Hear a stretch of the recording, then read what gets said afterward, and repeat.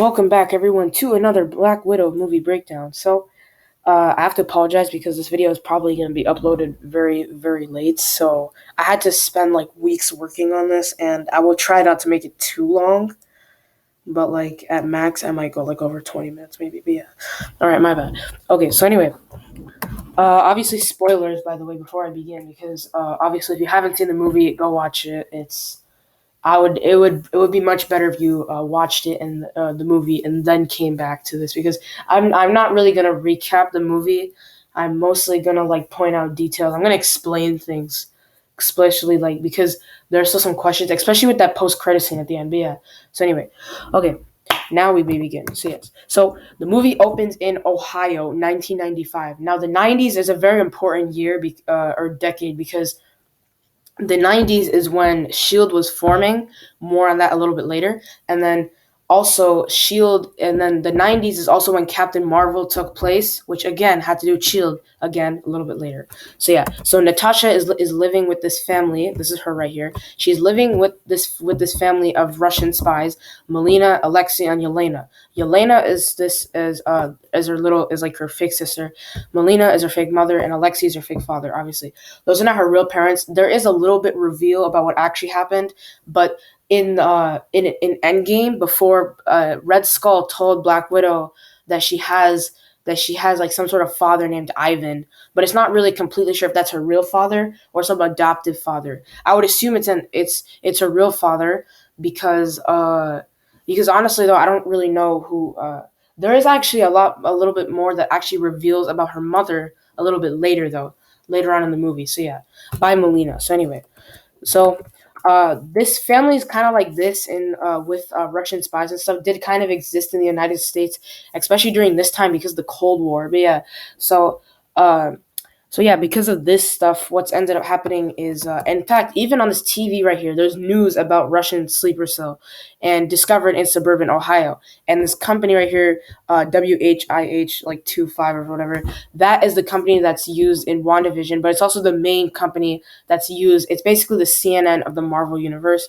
But yeah. So anyway, so Alexei reveals that he actually stole this thing from Shield, which is very important because Shield is still beginning to form at this time, and also Shield has also around this time is when Nick Fury would be dealing with Captain Marvel. So yeah, obviously, and the Korean whatever.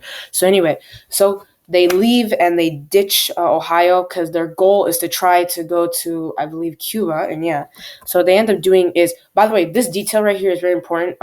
Alexei must have some sort of like super strength. In the comics, he doesn't actually have any super.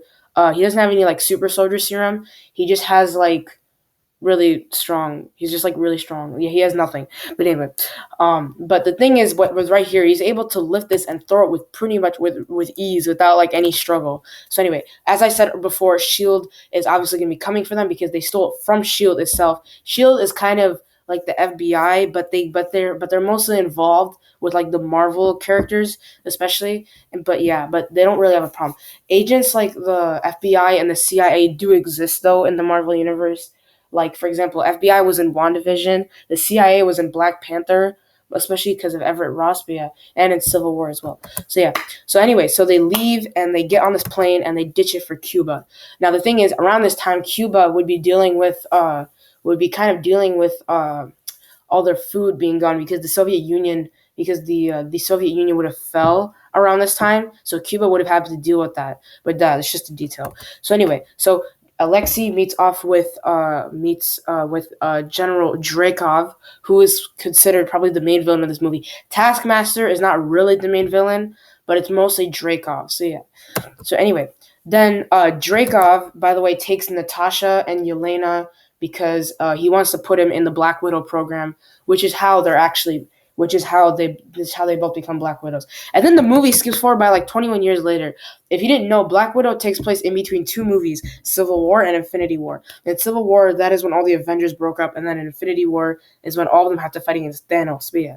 So anyway, so Natasha is now Natasha is now an adult, and the thing is, this Thaddeus Thunderbolt Ross is after her. Now the reason why is a little bit so in Civil War. If you don't know, Natasha was on the side of Tony Stark, where Tony Stark wanted to sign this act of the Sokovia Accords, but Captain America did not, and eventually that caused a huge split between them. Now she was on Tony's side, but eventually she moved on to Captain America's side, and the way how she did it was even worse because she had to attack Black Panther in order to do it, and when she did, basically, that kind of caused a crime, especially since T'Challa was about to become king around this time. So it's obvious that like he would have reported her sometime, and that means they're going to be coming after her.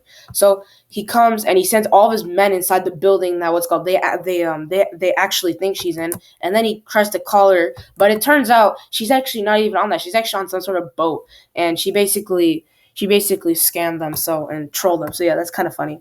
Now in Morocco, what ends up happening is Yelena now also as an adult is tracking this widow, this other Black Widow, who is a little bit older, and she has this chemical, but she's also a target by she's also a giant target by the Red Room. So yeah, that's the organization that controls all of the Black Widows. Basically, if you don't know, Natasha and Yelena were like one out of like millions of girls who were taken into the Red Room, and they're basically made into soldiers and stuff, and they're basically like under the control of Dreykov, basically. So they get into a fight with Yelena and the older widow, and what ends up happening is she ends up using this chemical, and this chemical thing it's able to knock the control.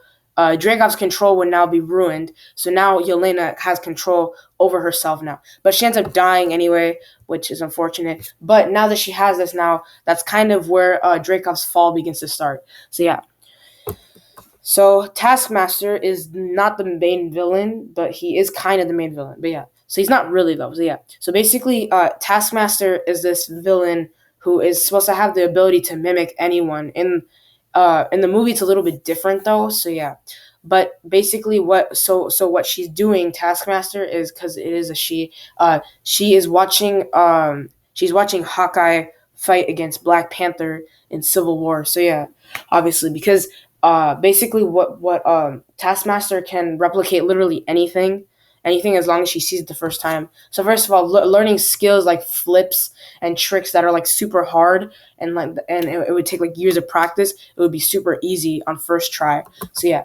So Natasha got word from Rick Mason, who is the guy I'll show you later on. But yeah, and then so she is driving all the way to Budapest to because she has because Yelena sent the chemical formula all the way to her, so now she has it, and now she is going to Budapest now to meet with her. So yeah, and eventually the car gets bombed, so that's escalated really quickly, and then what ends up happening is another truck pulls in, and Taskmaster jumps out of the car, and it gets into a giant fight.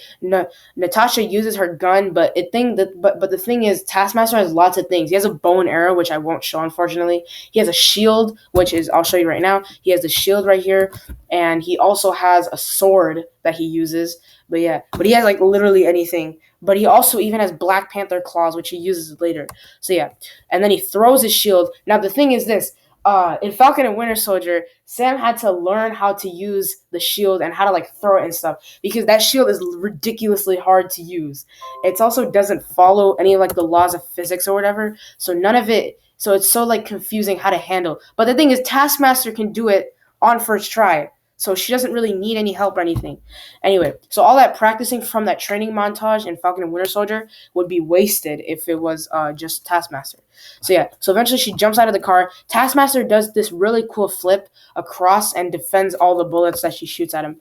They get into a fight. Taskmaster does a one-armed cartwheel and and in the process kicks Natasha's gun out of her hands, so R.I.P. gun. And then eventually Natasha does a kip up, which is like a move where you go off your back and you jump on your feet. It looks really cool, and yeah. But basically, so yeah, which is funny because this move is gonna be used later to defeat Taskmaster. Anyway, so yeah, so that's a good sense of foreshadowing. So yeah, so what ends up happening is they keep fighting, and the way how Taskmaster does win the fight, but he didn't really get what he came for.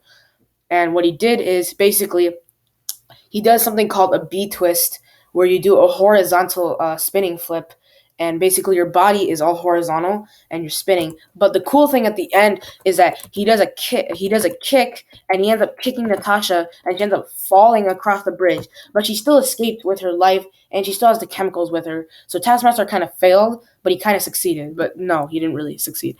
So in the process, Natasha figures out that these were actually from Yelena, and she went to Budapest. So now she's going to go meet her, and now here we go.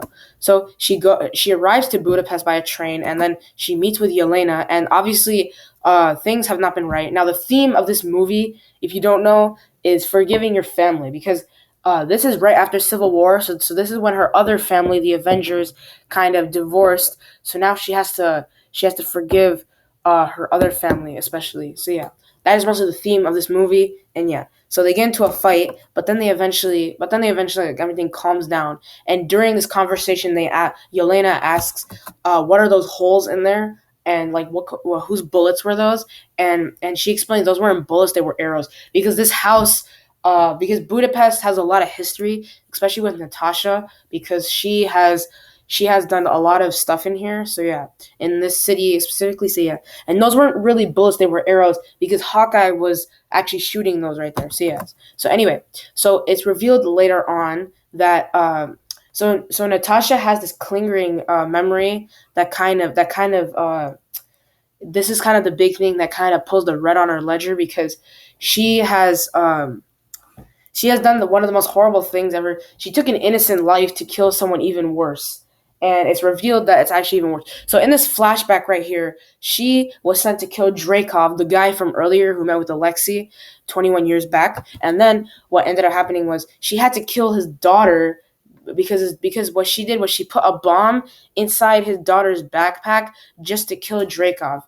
And the thing is, Yelena reveals that Dreykov is actually still alive. So she literally killed the daughter for no reason, and it's still like clamoring on her. And Loki even mentions that in the first Avengers movie. So very sad, by the way. So yes. So anyway, so obviously, then what ends up happening is Yelena gets very mad when Natasha reveals that she actually took the vials with her, which I'm just gonna call them that for now. She took all them with her because now she realized that they're about to become chased. And the thing is, that what Yelena wanted her to take it to the Avengers so that they could take care of it. But the thing is, she doesn't know that this happened after Civil War, so they're not gonna really like be contacting each other and stuff like that. But they wish, but they weren't. So eventually, what they agree is that, unfortunately, though, what ends up happening is a bunch of other widows, and by widows I mean like people who were trained in the Red Room. They start to chase them. One of them breaks her leg, so what ends up happening is Dreykov forces them to terminate her, which is really unfortunate. I think the main part of this scene was to show the amount of control that Dreykov has over the other Black Widow. So yeah. So anyway, so then eventually they are chased by Taskmaster in this giant tank who is just plowing through everything. And then eventually they're able to hide in the ceiling vent. Now, because we're in Budapest, basically Natasha has been literally anywhere in the city, and the ceiling vent is the same vent that they hid in, because obviously, Natasha says that she stayed inside of this.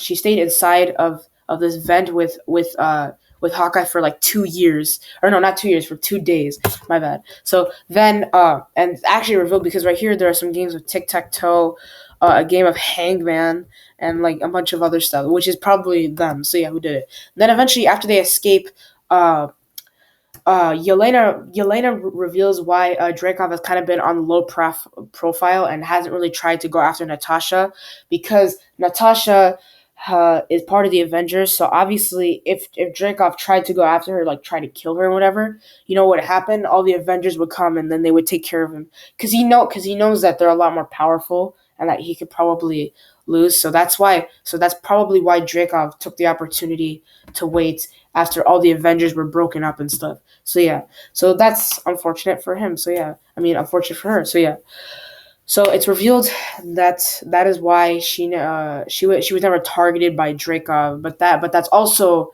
revealed why the girl in the woman in Morocco got targeted, and that's why, yeah. So anyway, so Natasha reveals that her mother abandoned her, her actual biological mother abandoned her when she was a little girl, and she threw her in the trash. And basically, what ended up happening was um Melina kind of took her in, and basically, yeah, that's kind of what happened then. Yeah. So anyway, so then we meet up with Alexei because, um, and while they have this conversation here, they don't really know where Dreykov is because the Red Room is like a hidden organization, which is, yeah, it's very hidden. So yeah. So anyway, so Natasha and Yelena agree that they should go to Alexei because obviously he has been partners with Dreykov for a long time, so he should know where his location's at, right? So anyway, so we meet up with Alexei here. He's talking about all of his glory days as he even claims that he fought with Captain America, which honestly I'm not sure if that's really true. I have no idea if that's actually true though. If maybe it's true, I don't know. Maybe it's not because there isn't really a time where he could have fought him, unless there's like an alternate timeline. But like in this timeline though, there's no way he would have been able to. There's literally no way he would have been able to fight Captain America. But anyway, very weird. So yeah, so obviously, he says it was like sometime during the '80s, but the weird thing is that Captain America was frozen in ice during this time, so there's no way he could have fought him. But it doesn't make sense. But anyway, but he has a bunch of tattoos all over his body, and yeah. Anyway, so then he gets a little Red Guardian toy, and basically with that toy, he's able to figure out that Yelena and Natasha are coming to get him. So yeah, so they eventually come, and he eventually realizes this. So he busts the door open and he jumps all the way up to this thing until a guard comes and kind of pushes him off. Yelena blows up this thing, which causes a giant avalanche to start coming, which means now they're probably going to take even more lives. But yeah. So anyway, so then Natasha comes and they're eventually able to escape. They're barely just able to escape while taking down the entire prison. So probably all those other guys just died. But yeah. So anyway, very weird. So yeah. So anyway, so Alexei reveals that he doesn't actually know where Dreykov is, and since the prison's kind of destroyed, they can't really do anything now. So now they have to keep him. So that means what they do now is they go to Melina, and Melina actually knows where Dreykov is because she is using the exact same technology that Dreykov is using to control all the Black Widows, except she's using it on pigs like lab rats basically. And it's really sad because there's one scene later where she even names a pig Alexei, and she has him hold his breath until he passes out, which is very sad. But yeah. So anyway, so eventually, Natasha reveals that their family was never really real, and Yelena gets very emotional about that. And eventually, yeah, as Alexei goes to talk to Yelena, uh, Melina reveals that Natasha her actual mother tried to come and get her because remember earlier in the movie she says that her actual mother abandoned her after she was born, and Melina reveals that she actually tried to come and get Natasha back, but unfortunately Dreykov came and killed her. So that's yeah. So obviously, and the thing is, Dreykov has been such a big problem, and that's why he's probably like the main villain of this movie, and not actually Taskmaster, because Taskmaster doesn't really have anything against Natasha except for that much stuff. But yeah. So anyway, so so now in so now Taskmaster's forces start to arrive, or should I say Dreykov's forces. They come and they find their house, and Yelena pulls out a gun and just walks in the room, and all she sees is Melina and Natasha knocked out now. So that's weird. And now they're taken to the Red Room, and the reason why the Red Room is so hard to find is because the Red Room is in the sky. It's literally a floating base. So anyway, so then Dreykov confronts Melina, and what ends up happening is she actually figures out that this is actually Natasha because she's using the exact same technology that that Sharon Carter used in Falcon and Winter Soldier. It's also spy technology that was used in Winter Soldier as well. So yeah. So anyway, so Natasha can't really attack Dreykov because he has this there's this hormone effect that stops him that stops her. It stops her from trying to harm him in any way. So what she has to do is she has to break her nose. But yeah, but eventually after this though, but what ends up happening here is we get the reveal of Taskmaster, and Taskmaster is actually revealed to be Antonia Dreykov's daughter. So apparently, that's who she actually is. So the thing is, uh, nobody really died in that attack bombing. So literally, all that pain and sadness kind of was wasted until now. So basically, if you don't know, she tried to kill Dreykov. Natasha tried to kill Dreykov, and the thing that's unfortunate is that she had to kill Antonia, his daughter, because she put a bomb inside his backpack, as I mentioned earlier. But the thing is, though, none of them actually died. Dreykov survived, and so did she. But the thing is, she was scarred for life because now she has like bruises and everything all over her. So now she is going to be like that now. And basically, there is technology inside her helmet that allows her to replicate anything she can do. So yeah. So basically, Dreykov reveals now that he has widows from all over the world ready to like attack and stuff like that. Now the thing is this, I think most of the Black Widows come from in the parts of Africa. None of them come from areas like Morocco, which we kind of seen, which we saw earlier, or anywhere in like this part of Africa closer to here as well. Most of them come from the western side of the countries that actually have a coast, like Senegal and Ivory Coast, and yeah, basically. But there's also southern part of Africa, this side of Africa, and this side. But if you go to Europe, however, in Europe, there's a lot of them seem to be coming from Spain and Portugal and like France and Germany and stuff like that. But none of them are coming from this area where like Croatia is. But yeah, but also there is also others in like Greece possibly, and yeah.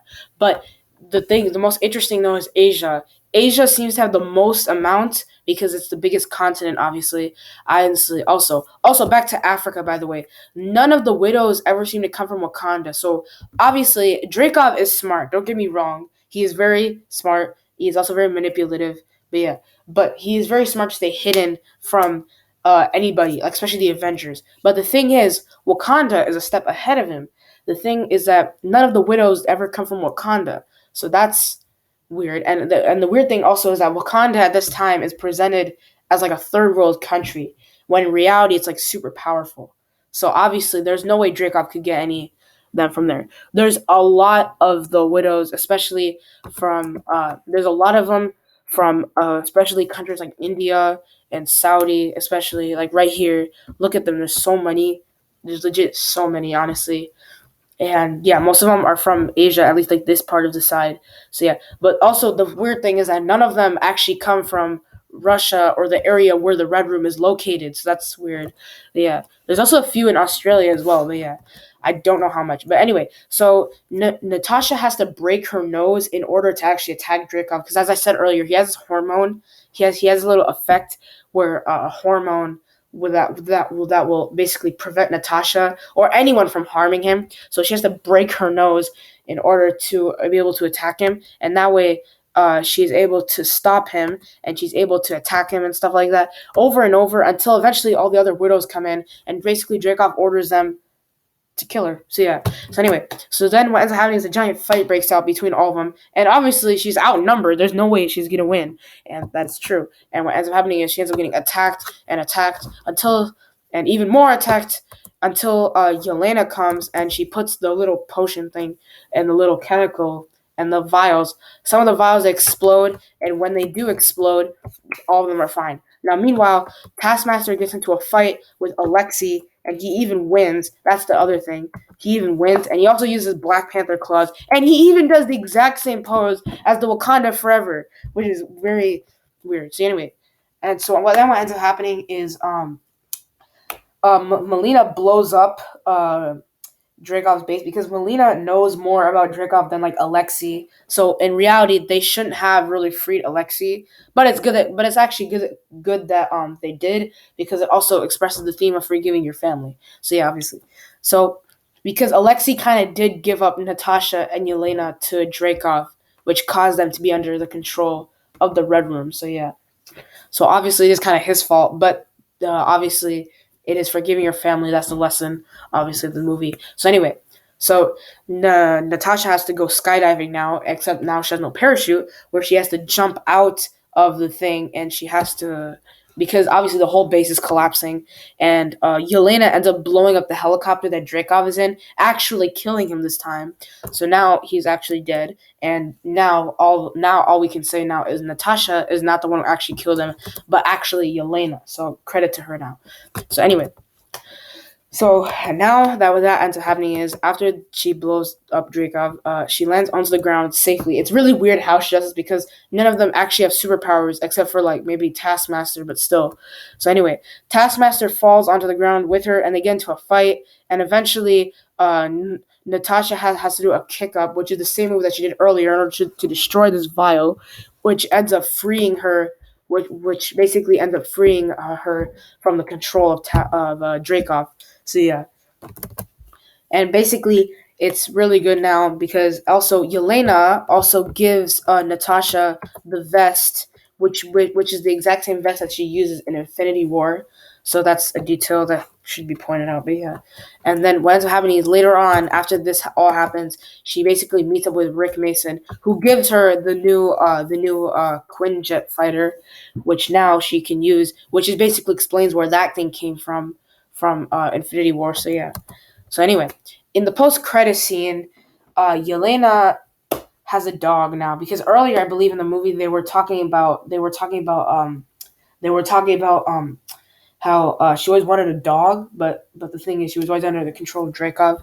So yeah, so she has a dog now. That's really cute, and she visits the grave of Natasha. Now the thing is, there is the hourglass, which is the logo of the movie. But yeah, but it's also but the thing that also confuses me is how are they able to pick up Natasha's body from Vormir? But I don't know. That doesn't make sense though. But yeah. So anyway, so she goes to visit the grave, which obviously means this is sometime after Endgame, and eventually Valentina shows up from Falcon and Winter Soldier, and that was kind of a surprise. But yeah, so basically, I think after sometime after Endgame or Infinity War, it depends whether Yelena got blipped or not, and by blipped I mean like was she snapped or not. But no, I'm not sure. But if she was, then that would have explained. But yeah, but it's possible that sometime during this time she was working for her. So yeah, so she offers her this other deal of to kill someone. And basically, all she offers her is, how would you like the chance to kill the person responsible? And you know who it is? Hawkeye, out of all people. So yeah, and it's showing Hawkeye from Avengers Endgame. That's really weird, but yeah. So if you didn't know, Hawkeye is actually getting his own show where he has to train. His own like his next Hawkeye called Kate Bishop, and I actually completely forgot about that show until I saw the post credit scene, and then I realized, oh yeah, she's showing up in that. I already knew that she was gonna show up in that show or in that series, but I didn't really know though if I kind of forgot though about that honestly, so I didn't really remember that. So that is Black Widow for you, all of the movie, and I have done it now, and now I should be able to upload this really quickly. So yeah. So oh, by the way, the other thing with Valentina though is that Valentina was supposed to show up in this movie before Falcon and Winter Soldier, because remember, before the pandemic happened, Black Widow was supposed to be the first movie. It was supposed to be the first Marvel project to come out for Phase 4. But WandaVision ended up getting first, and Falcon and Winter Soldier got second, and then Loki got third, and then now we have this thing. So yeah, obviously. So I think what was supposed to happen was she was supposed to show up in Black Widow, but she was supposed to show up first there, but now she showed up in Falcon and Winter Soldier first, which is kind of bad because now we kind of already know. Because the thing is, in Falcon and Winter Soldier, there was already tons of speculation of Valentina forming like her own superhero team, especially when she confronted John Walker in episode 5. So yeah, as the new as the supposed new character that was supposed to join. But yeah, so anyway, so she is now working with Yelena. So now Yelena and John Walker are the only two we know confirmed for sure are going to be part of this new team, whatever. But Yelena is now going to show up next in Hawkeye, and there's been a lot of speculation if she'll become the next Black Widow. Probably, maybe not. I don't really think so. I think it would be better if the Black Widow just stayed with Natasha. Honestly, I'm not sure, but yeah. So anyway, so if you like this video, please be sure to give it a like and please subscribe to the channel. I will try to upload more Marvel videos soon. The next Marvel series to come up is probably What If. I'm not sure if I'll do videos on those, but yeah. So anyway, here's another video you can watch on this side, and here's another video you can watch on that side. So yeah, thank you, and please subscribe.